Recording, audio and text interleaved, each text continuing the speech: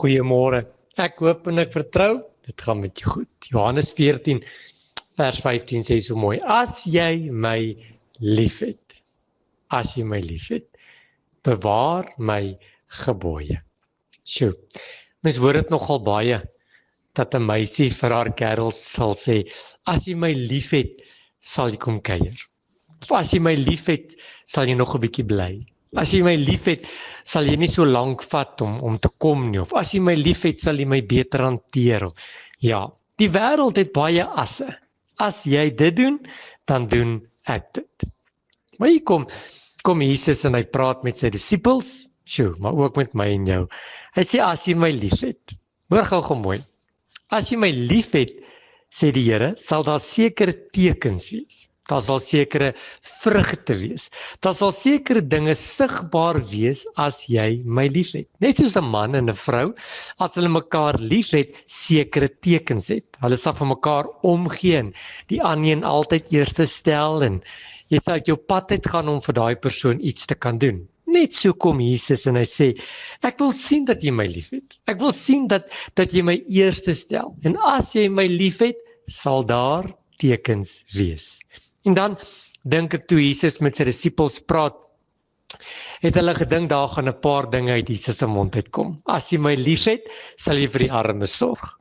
As jy my liefhet, sal jy nie vloek en skree en skel nie. As jy my liefhet, sal jy nie steel nie. As jy my liefhet, sal jy nie jok nie en nie verkeerde goed kyk nie verkeerde goed dink nie. As jy my liefhet, sal jy jou naaste liefhet en ja, hoor gaan my hart, jy moet al hierdie dinge doen. Doen dit en moenie een nalat nie, dis tog wat die Bybel sê.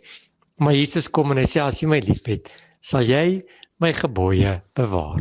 Dit praat van gehoorsaamheid. Sê die Bybel tog nie dat die Here 'n groter behaag in gehoorsaamheid as in offerande. Gehoorsaamheid is 'n teken dat jy die Here Jesus liefhet. En dan ken ek en jy die gebooie.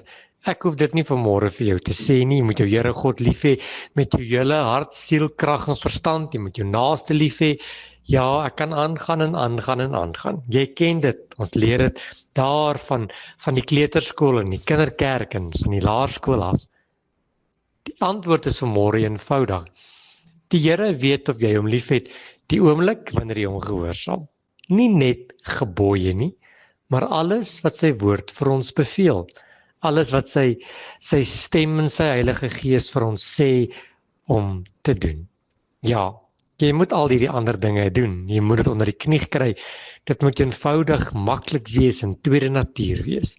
Maar vanmôre wil ek jou vra, wees gehoorsaam aan dit wat die Here van jou verwag. Jy weet vanmôre wat die Here van jou verwag. Jy weet vanmôre wat die Here wil hê jy moet doen. Jy weet vanmôre wat is daardie gebod waarmee jy sukkel.